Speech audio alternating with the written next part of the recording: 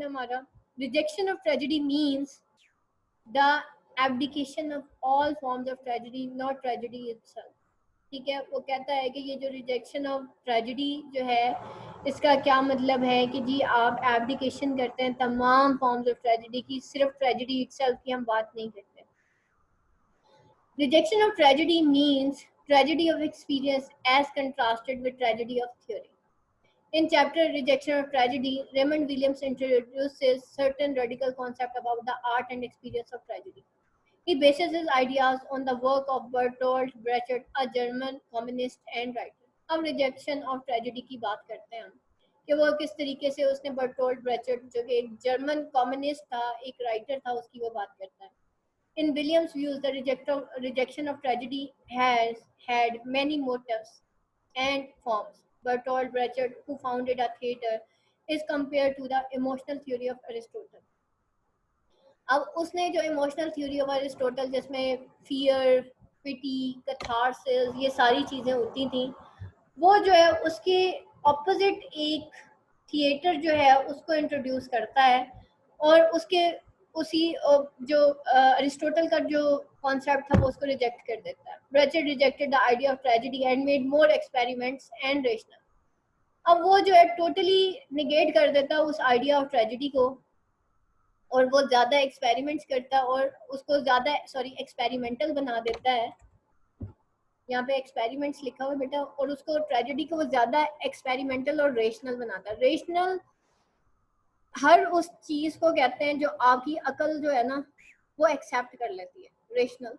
ठीक है, इंटेलेक्चुअल बनाता है उसको, रेशनल बनाता है, जो कि आपकी अकल। देखिए दो चीज़ें ना इंसान के अंदर, एक अकल है और एक उसका गुमान है। ठीक है, अकल है एक और एक उसका फेथ है। फेथ हर वो चीज़ है जो कि उसने नहीं देखा लेकिन उसका उसके ऊपर ईमान है। हमने अल्लाह ताला को नहीं देखा, हमारा ईमान है कि हम एक अल्लाह की इबादत करें। रेशनल एक्चुअली आपकी अकल से ताल्लुक रखता है। अकल जो देखती है आप उस पर बिलीव करते हैं, बाकी पे बिलीव नहीं करते। लोग पैसे के पीछे क्यों भागते हैं, अल्लाह के पीछे क्यों नहीं भागते? उसकी रीजन पता है क्या है? अकल जो चीज मानती है वो ईमान मानता ही कोई नहीं। ठीक है, जो चीज आपको नजर आ रही होती है आपने तो उसी के पीछे भागना है। तो पैसा नजर आ रहा है, स्टेटस नजर आ रहे हैं, वो फलानी औरत के कपड़े भी नजर आ रहे हैं, फलानी मॉडल जो है उसने इस कलर के डाई कराया था वो भी नजर आ रहा है, तो that is our rational thought, तो हम उसके पीछे चल पड़ते हैं। जो फेथ होता है ना, दैट इज द जस्ट हमारे सबकॉन्शियस के, हर वो चीज जो नजर नहीं आती। ठीक है, अकल उस चीज को मानती कोई नहीं है, वो कहती है बस ठीक है वो कलमा पढ़ लिया ना काफी है, आगे जाने की ज्यादा जरूरत नहीं है, नहीं तो कंफ्यूज हो जाओगे, नहीं तो ना दुनिया के रोग है, और दुनिया छीन गई फिर तो मैं बिल्कुल ही गरीब हो जाऊंगी। तो ये जो चीजें होती है ना बेटा, दैट इज बेसिकली अब इंटेलेक्ट। इंटेलेक्ट जो है ना हमें उस तरफ जाने नहीं देती, हम अपनी अकल बहुत इस्तेमाल करते हैं ना, इस वजह से कंफ्यूज रहते हैं।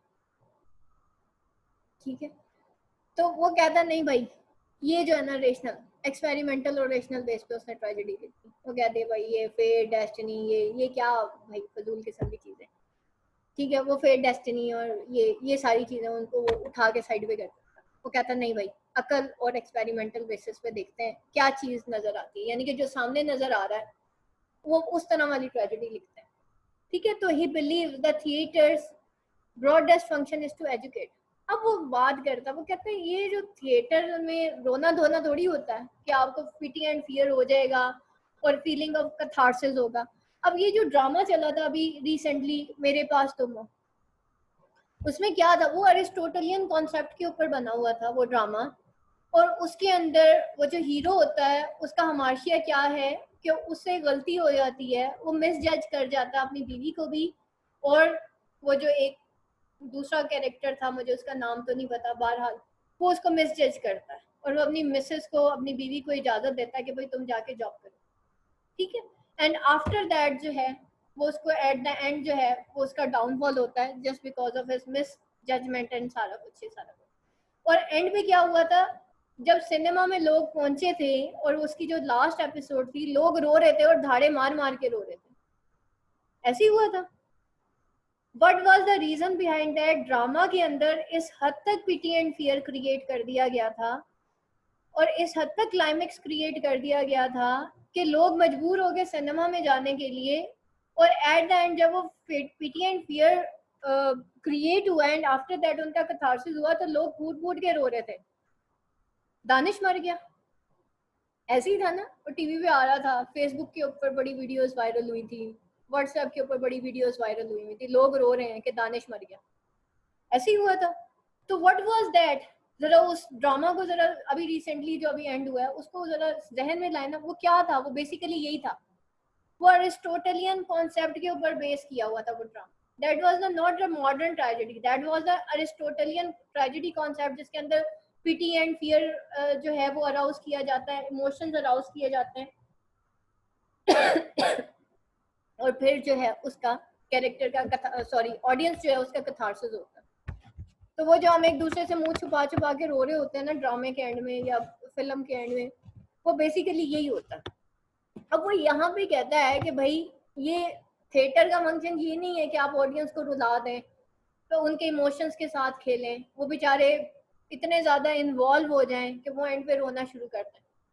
ठीक है, वो कहता है नहीं ऐसी नहीं ट्रेजेडी होनी चाहिए। The theatre's broadest function is to educate, उसका जो ब्रॉडेस्ट फंक्शन है ना वो एजुकेट होना चाहिए, कि हम ऑडियंस को एजुकेट कर रहे हैं कि अब आगे क्या करना है, what will be the next.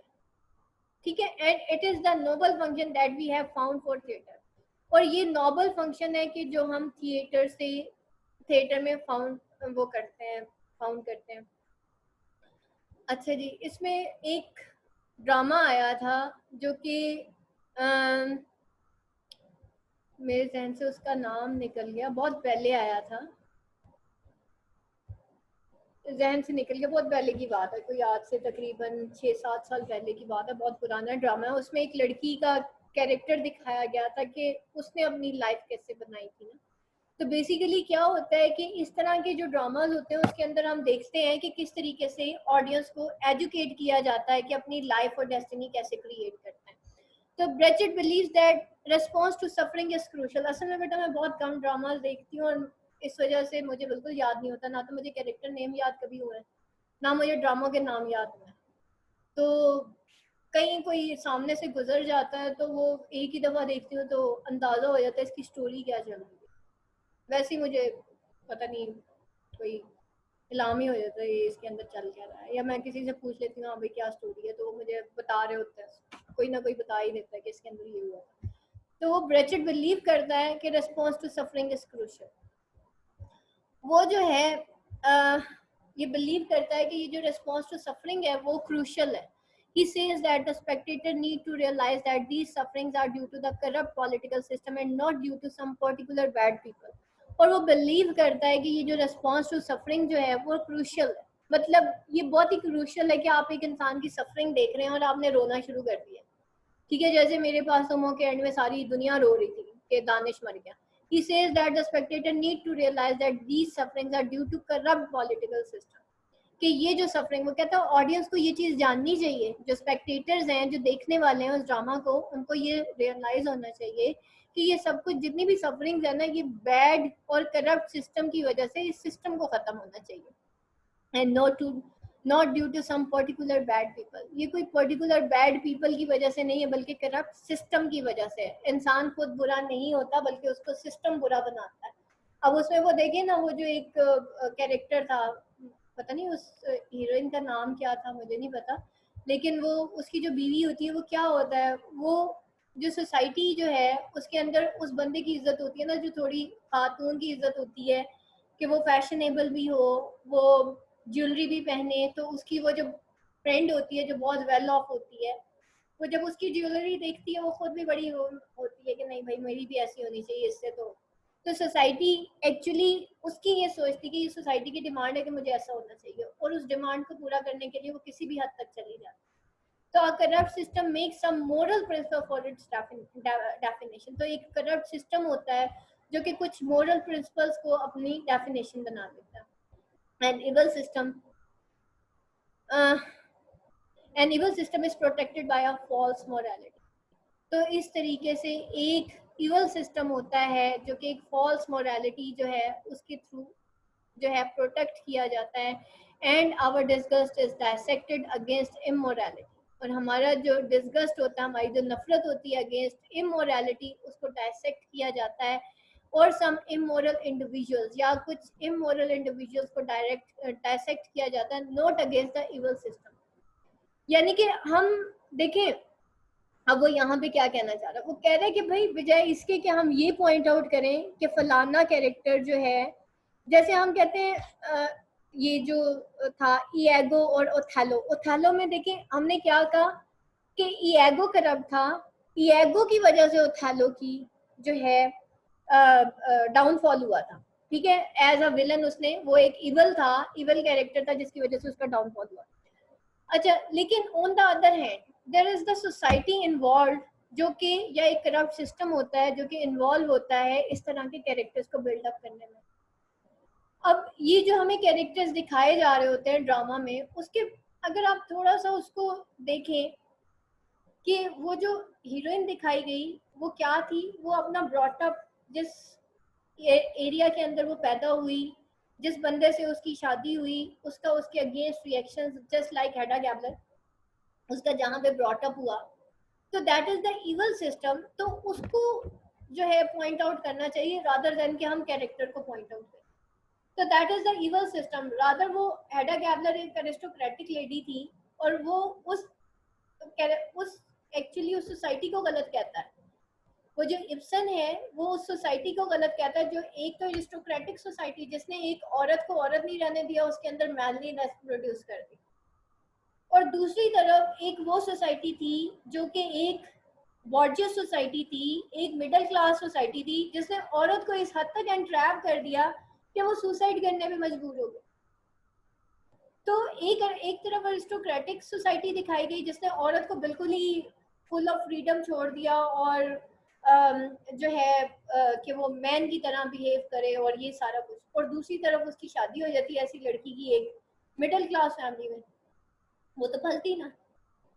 तो वो एंट्रैप हो गई वो सोसाइटी के अंदर, उस मैल एडजस्टेड सोसाइटी में। तो वो कहता है कि इंडिविजुअल इटसेल्फ जो है वो अपनी ट्रेजेडी का डाउनफॉल, अपनी ट्रेजेडी का बायस नहीं बनते, बल्कि वो जो सोसाइटी होती है वो उस कैरेक्टर को मजबूर करती है कि वो बिहेव करे in certain situations.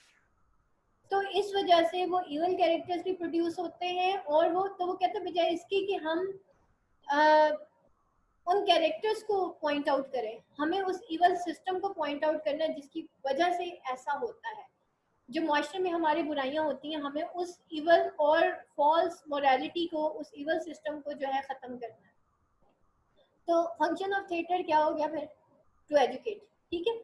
Bridget further evaluate his point of view that a constant exposure of suffering kills our sense of sympathy.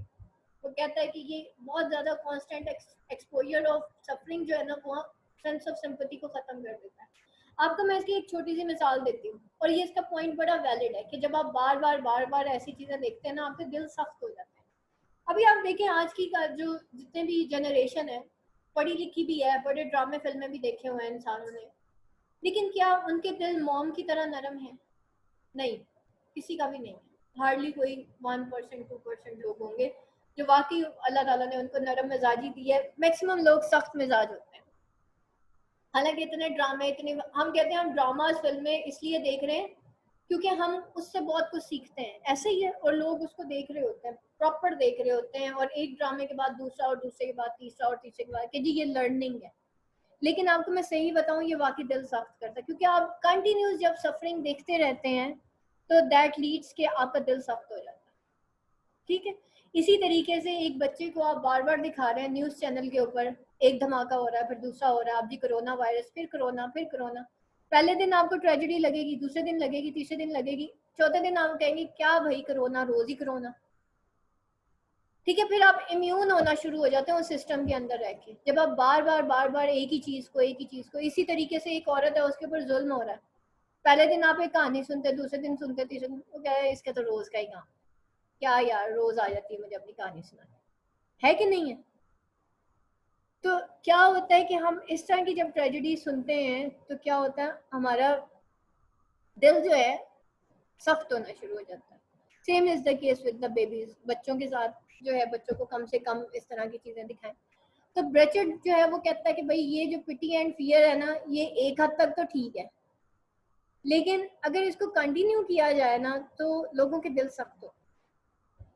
तो फिर वो आगे कहता on behalf of Brecht William says there are few things that will move people to pity. बहुत कम चीजें होती हैं जो लोगों को पिटी की तरफ लेके जाती हैं, a few, but the trouble is when they have been used several time. लेकिन जब वो बार बार उस pity pity and pity, they no longer work. हर वक्त थोड़ी रोएंगे फिर हम इस तरह का, अब मेरे पास तुम हो, अब दोबारा जब आप देखेंगे दोबारा थोड़ी रोएंगे, दूसरी दफा रो लेंगे, तीसरी दफा एपिसोड देख के रो देंगे, पांचवी दफा आप इम्यून हो जाएंगे कि पता होता है आगे होना क्या। तो इस तरह से क्या होता है कि पिटी जो है वो एक लिमिट तक तो ठीक है, लेकिन उसने कहा कि अगर कम हो तो फिर तो ठीक है, लेकिन अगर रोज रोज होने लग जाए तो फिर इंसान के दिल सख्त हो जाए। In order to detach, remove the spectator from emotional effects of tragedy। अब वो इस इमोशनल के खाली हमने दानिश को बैठ के रोना नहीं है, ठीक है, तो ये इमोशनल इफेक्ट ऑफ ट्रेजेडी है। सब रो रहे थे लिटरली कि दानिश मर गया। बड़ी वीडियोस देखी मैंने फेसबुक के ऊपर उस दिन बैठ के, जिसे देखे वो व्हाट्सएप पे एक ही वीडियो शेयर हो रही है, दानिश मर गया। तो अब ये इमोशनल इफेक्ट था, चले दानिश मर गया, लेकिन हमने उससे क्या सीखा? रोना सीखा। तो रोना इज नॉट द थिंग कि जिससे आपकी लाइफ बन जाएगी, ठीक है। ये emphasise on the use of technique that remind the spectator that the play is representation of reality but not reality itself. कि ये जो है रिप्रेजेंटेशन ऑफ रियलिटी है, लेकिन रियलिटी इटसेल्फ नहीं है। स्पेक्टेटर्स को ये पता होना चाहिए कि ये रिप्रेजेंटेशन ऑफ रियलिटी है, but not, which he called the distancing effect. कि आपको बीइंग एन ऑब्जर्वर एक ड्रामे को देखना है, आपने उस ड्रामे के अंदर इस हद तक इन्वॉल्व नहीं हो जाना कि आपको लगे कि भाई इसके बगैर मेरा गुजारा ही कोई नहीं, ठीक है। You use distancing effect to turn plot like who sit in chair, smoke and observe। ठीक है, अब वो जो है एक डिस्टेंसिंग इफेक्ट जो है वो क्रिएट करता है to turn a plot like एक इंसान जो कि दूर बैठा है, सिट, स्मोक एंड ऑब्जर्व कर रहा है। He shows the direct address of the actors to audience, exaggeration, unnatural stage lighting, and the use of songs and explanatory play cards। अब वो ये सारी चीज़ें जो है ब्रेचेट थिएटर के अंदर ये सारी चीज़ें यूज़ होती हैं, जिसमें अननेचुरल स्टेज होता है, एग्जेजरेशन होती है, प्ले कार्ड्स होते हैं, वो देखें, लाइट कैमरा एक्शन कट, और उसके आगे वो सीन नंबर लिखा होता है, सीन नंबर, एपिसोड नंबर, ये क्या होते हैं? ये प्ले कार्ड्स होते हैं, ठीक है। Now Brechet thought that instead of sympathy there must be a direct shock। वो कहता है कि इंस्टेड ऑफ सिंपैथी, बजाय इसके कि हम पिटी एंड फियर क्रिएट करें, वहाँ पे सिंपैथी करें और पिटी को अराउज करें, वहाँ पे एक शॉक, कुछ शॉक होना चाहिए, यानी कि एट दैट टाइम अचानक से कुछ हो जाना चाहिए। He says and refers the direct shock to outrage the spectators। वो कहता है कि एक डायरेक्ट शॉक होना चाहिए ताकि स्पेक्टेटर्स जो है ना वो गुस्से में आ जाए, जस्ट लाइक गैलीलियो गैलीलाई के स्पेक्टेटर एक्सपेक्ट ये कर रहे होते हैं गैलीलियो जो है ना वीकेंड नहीं करेगा, लेकिन जब वो वीकेंड करता है तो फिर क्या होता है? वो सारे स्पेक्टेटर्स आउटरेज में आ जाते हैं, और एंड क्या होता है उस ड्रामे का? इज गैलीलियो गैलीलाई हीरो और not? This experiment failed in shocking the audience. The process of hardening is continued। अब यहाँ पे क्या होता है? वो जो process of hardening जो है वो continued हो जाता है। Brechet realized this fact and grew through this position। Brechet rejects the validity of so-called refined sentiments of goodness and love and sacrifice। These to him are fake sentiments। और वो कहते हैं कि ये जो है ना sentiments नहीं होने चाहिए, ठीक है। ये जो मोहब्बत होती है ना, ये इंसान को क्या करती है? करप्ट करती है। ये जो सेंटी होके, इमोशनल होके, रिफाइंड सेंटिमेंट्स, ये जो so called refined sentiments of goodness है, लव और सेक्रीफाइस, वो कहता है भाई इसको वो खत्म कर देता है। These to him are fake sentiments. वो कहता है ये सब फेक सेंटिमेंट्स हैं, इंसान जो है बस ऐਵੇਂ ही लगा हुआ होता है, ठीक है, सेक्रीफाइस करने, और कुछ भी नहीं होता। तो वो कहता है कि ही थिंक्स, यानी कि वो जो नहीं है एंड में हीरो जो है वो मर जाता है, कट जाता है, हार नहीं मानता, ठीक है। तो वो कहता है ये जो फॉल्स किस्म का सेक्रीफाइस है ना, ये नहीं होना चाहिए, ठीक है। जैसे हमने कोड हीरो, आपने वो पढ़ा होगा हेमिंगवे का कोड हीरो, एफएससी में, एफए की बुक में, इंग्लिश में, या पता नहीं बीए की बुक में था, वो ओल्ड मैन एंड द सी जो था, कि वो एंड पे जाके फिर फाइनली जो है वो जीत जाता है ना, तो वो कट जाता है, मर जाता है, हार नहीं मानता।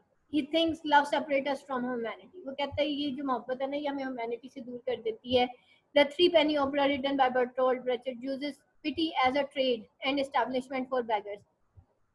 He sets himself to oppose false society by the idea of good society. In Brecht play Mother Courage and Her Children, he invites us to see what happened to unnamed, and he shows that how goodness is exploited both by gods and men.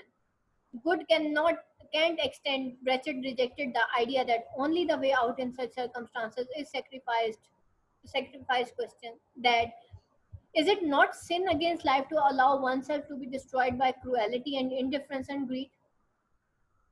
अब ये जो बात करता है ना, वो कहता है कि भाई ये क्या बात हुई ना कि एक बंदा जो है वो सेक्रीफाइस करता है एक क्रूअल सिस्टम के सामने, अपने आप को किल कर लेता है, वो कट जाता, मर जाता, एंड में जो है फॉल कर जाता है। लाइक हेमिंगवे का जो कोड हीरो है, अगर किसी ने अमेरिकन लिटरेचर में वो नॉवल पढ़ा हो जो आपके सिलेबस में था हेमिंगवे का, उसके अंदर क्या होता है, वो जो जॉर्डन होता है ना, हीरो होता है, वो एंड में जो है ना वो मर जाता है, ठीक है।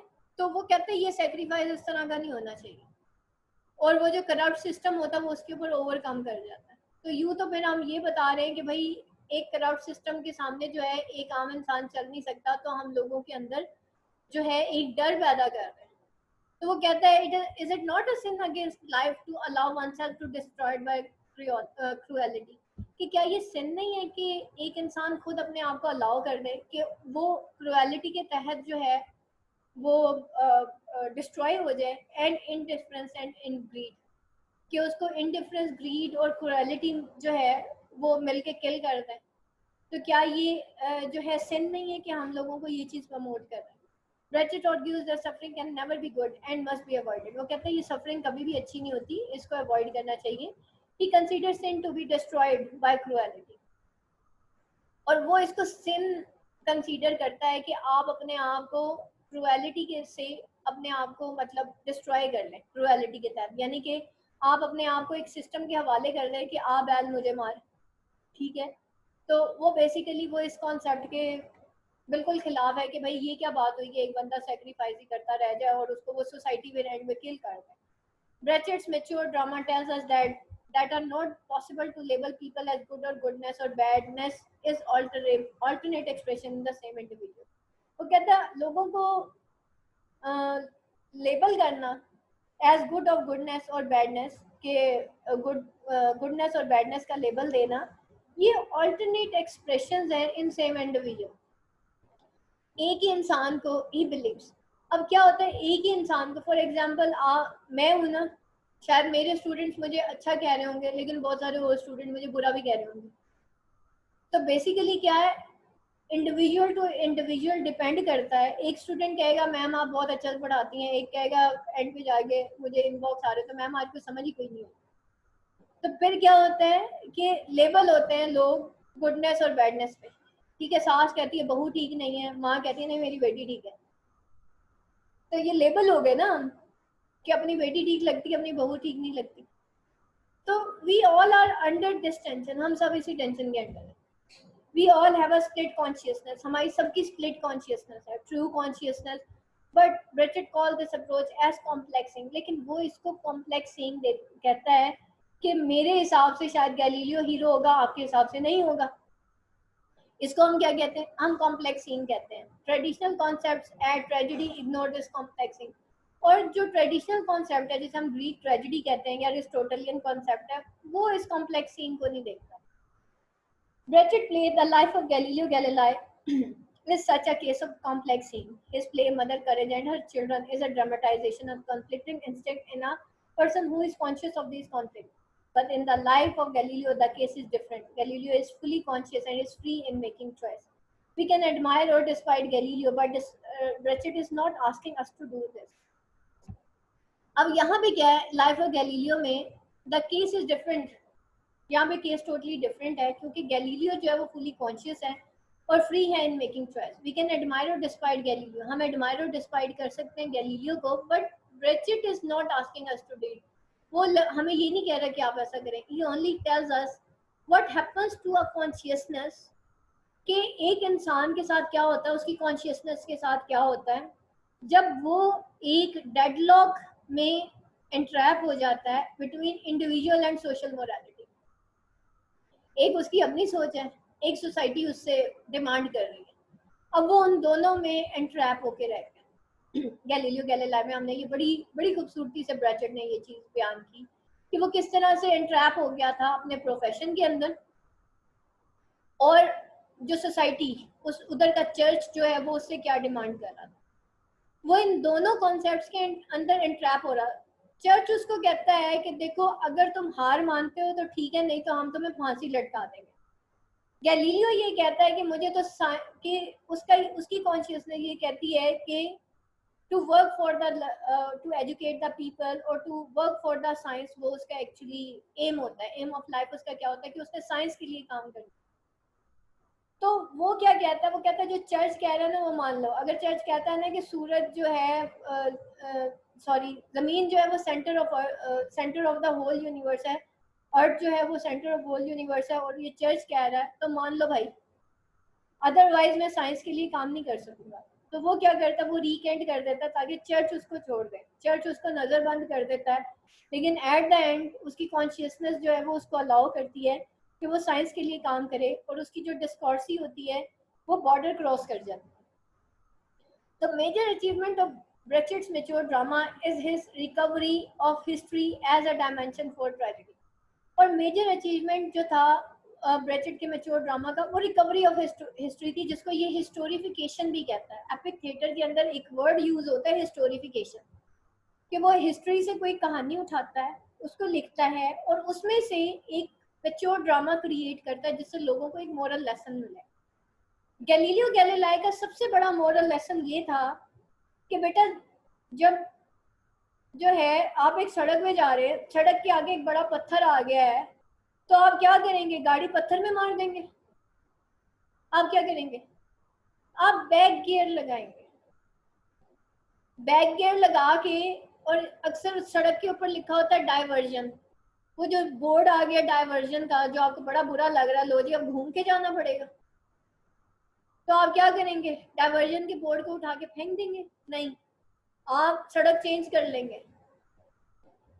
तो ये एक कॉन्सेप्ट था जो इसने बताया था कि भाई आगे जाने के लिए बैक गियर्स लगाने पड़ते हैं जिंदगी में, और वेट एंड वॉच की पॉलिसी इख्तियार करनी पड़ती है। ऐसे नहीं कहना होता है कि तू नहीं तो मैं भी नहीं, ठीक है। तो ये उसने जो है एक मेच्योर ड्रामा क्रिएट किया था कि लाइफ में एक्सेल करने के लिए आपको बैक गियर्स लगाने पड़ते हैं भाई। ऐसे ही गैलीलियो गैलीलाई का आज नाम ना होता अगर उसको फांसी चढ़ा दिया जाता, जैसे ब्रूनो को जो है वो स्टेक्स पे से जला दिया गया था, तो क्या हुआ? उसके सारे साइंटिफिक वर्क्स रुक गए थे, ठीक है। तो अगर गैलीलियो को भी फांसी लटका दिया जाता, और सिर्फ इस वजह से गैलीलियो कहता कि मैं सच बोल रहा हूँ, मुझे फांसी लटका दो, तो जाओ भाई, तो फिर क्या होता? ऑब्वियसली जो है साइंस यहाँ तक ना पहुंचती, हमें पता ही ना चलता what is telescope, what is ये जो Eurocentric view, earth centric view, ये सब हमें कैसे पता चलता? तो वो हिस्टोरिफिकेशन करता है, हिस्ट्री से कोई कहानी उठाता है और उसको फिर वो लिखता है। In a nutshell, Raymond Williams, in his essay Rejection of Tragedy, bases his idea on the works of Bertolt Brecht to give strengthen his essay or his theory of tragedy. Brecht says finally that in tragedy we must see continuity and desire for change. The purpose of tragedy, according to him, should not be catharsis but agitation and action. और purpose of tragedy जो है according to him, वो कहते हैं catharsis नहीं होता, बल्कि वो एजिटेशन और एक्शन होता है। He suggests that suffering should be avoided because suffering kills our sense of tolerance. वो कहता है इस सफरिंग को तो भाई उठा के फेंक दो, ठीक है। क्यों? क्योंकि ये हमारी सेंस ऑफ टॉलरेंस को ब्रेक करती है, ठीक है, और हमें भी अंदर से ब्रेक करती है। आप देखें ना, हम सारा दिन बैठे सोचते रहते हैं उस बंदे ने मुझे ऐसे किया, उस बंदे ने तो जो करना था सो करना था, वो तो बेचारा करके चला गया। उसके बाद जो मेरे दिमाग में वो स्टोरी घूमना शुरू होती है ना, वो निकलती कोई नहीं है, और बंदे के सर में दर्द हो जाता है कि वो ऐसा कोई रेजोनेट होता है हमारे दिमाग में, वो बंदा और बंदे की सोच ऐसी हावी होती है, एक हम भी तैयार नहीं है जब तक 5 लोगों को बताना दे फोन करके, चैन भी नहीं आ रहा होता। और मजे की बात आपको और बताऊं, जितना बताते हैं ना उतनी सफरिंग एनहांस हो रही है। तो बेहतर है कि अगर किसी ने कुछ कह दिया ना, उसको भूल जाए, आराम से सो जाए, सोने की कोशिश करें। मैंने ये अपनी हैबिट बना ली है कि जब भी मुझे किसी की कोई बात बुरी लगती है ना, मुझे ऑटोमेटिकली, मैंने ऐसी हैबिट बना ली, मुझे नींद आना शुरू हो जाती, मैं सो जाती हूँ, उसके बाद मैं बिल्कुल फ्रेश होती हूँ।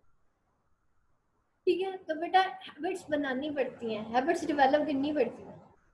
तो डेवलप सम हैबिट्स की you will enjoy life this के। जिंदगी जीने के बड़े अंदाज है भाई, ऐसे भी जीते हैं। तो रो के तो सारी जी लेंगे, हंस के भी जीना है तो बेहतर है हंस के जिया जाए। तो वो कहते हैं ये जो सेंस है ना ऑफ टॉलरेंस, ये जो सफरिंग है, ये एक्चुअली हमारी सेंस ऑफ टॉलरेंस और को ना ब्रेक कर देती है, हमें भी ब्रेक कर देती है, हमारी सेंस ऑफ टॉलरेंस जीने भी नहीं देती। जी और जीने दो, ठीक है। फिर एक और वो आजकल बड़ा मशहूर मकोला आया हुआ है, टेंशन लेने का नहीं टेंशन देने का। तो टेंशन लेनी भी नहीं है, टेंशन देनी भी नहीं है भाई किसी को, ठीक है। तो आसानियां बांटे बस। His theory of theater has heavily influenced the modern theater, और उसकी theory of theater जो है वो heavily influence करती है इस modern theater को। Some of his innovations have become so common that they have become the theoretical one. He is the forerunner of the contemporary postmodern theater practice. तो वो जो है forerunner है इस contemporary postmodern theater practice का। ये जनाब आपका आज का लेसन एंड हो गया। यहाँ तक अगर किसी का कोई क्वेश्चन है तो मैं